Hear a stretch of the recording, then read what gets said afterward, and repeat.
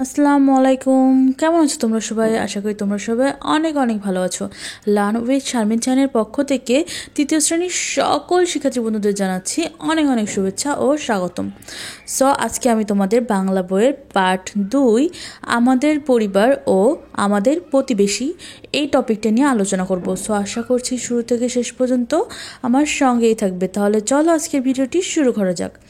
প্রথমে দেখো আছে এখানে পার্ট 2 আমাদের পরিবেশ ও আমাদের প্রতিবেশী।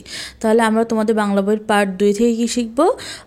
তোমাদের পরিবার এবং প্রতিবেশী সম্পর্কে শিখব, তাই না? আচ্ছা, তাহলে চলো প্রথমে কী আছে দেখি। প্রথমে দেখো একটা সুন্দর ছবি দেওয়া আছে। ছবির মধ্যে দেখো একটা ছেলে একটা মেয়ে স্কুল ড্রেস পরে স্কুলের সামনে দাঁড়িয়ে আছে, ঠিক আছে? এবার চলো ছবিটির নিচে কি লেখা আছে পড়ি। আমি রাজু, আমরা এক ভাই এক বোন। তাহলে কি বলছে এখানে? আমি রাজু, তাহলে এই ছেলেটাকে রাজু। আমরা এক ভাই এক বোন, তাহলে রাজুরা কি?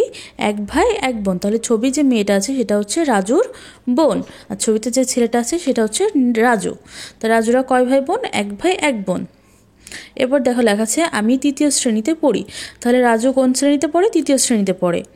আমার বোন তুলি পঞ্চম শ্রেণীতে পড়ে।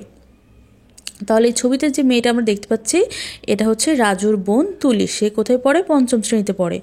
আমরা একসাথে স্কুলে যাই, তাহলে তুলি আর রাজু দুই ভাই বোন একসাথে স্কুলে যায়।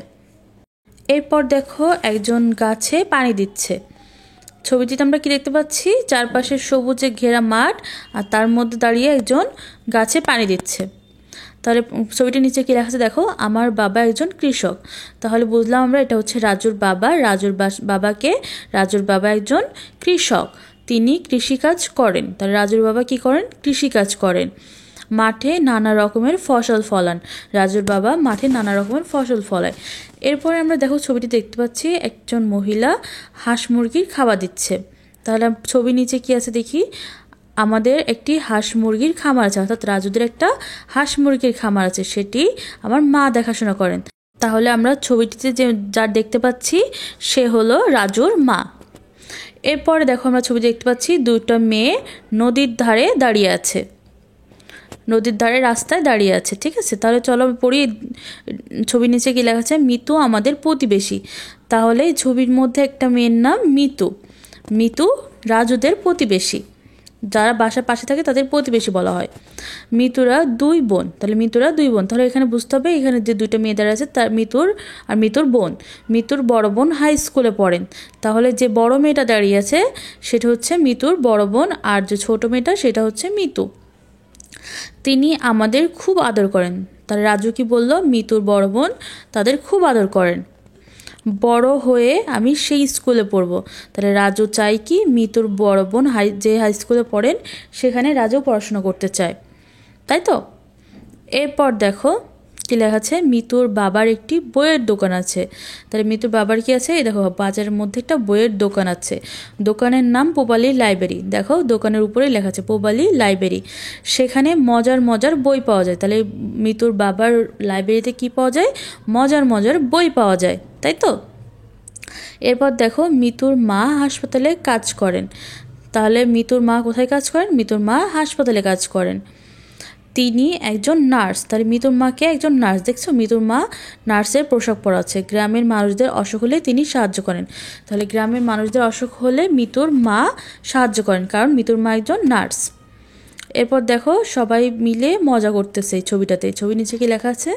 আমাদের চারপাশে বিভিন্ন পেশার আরও অনেক মানুষ আছে, সবাই আমরা মিলেমিশে থাকি। তাহলে আমরা এই গল্প থেকে কি শিখলাম?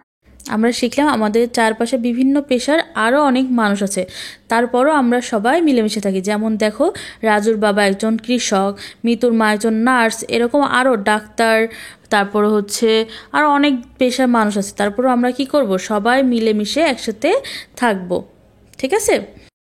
তো তোমরা এই রিডিংটা বাসায় ভালো করে পড়বা, পড়ে গল্পটা বোঝার চেষ্টা করবা, ঠিক আছে? প্রত্যেকটা লাইন ধরে ধরে পড়বা, কারণ তোমাদের গল্পের মধ্যে থেকেও কিন্তু প্রশ্ন আসে। এর পরবর্তী ভিডিওতে আমি তোমাদের এই অনুশীলনীর প্রশ্নগুলো সমাধান করাবো। দেখো কিছু প্রশ্ন আছে, শূন্যস্থান আছে এবং কিছু শব্দার্থ আছে, এইগুলো আমরা পরবর্তী ভিডিওতে করব। মনে থাকবে?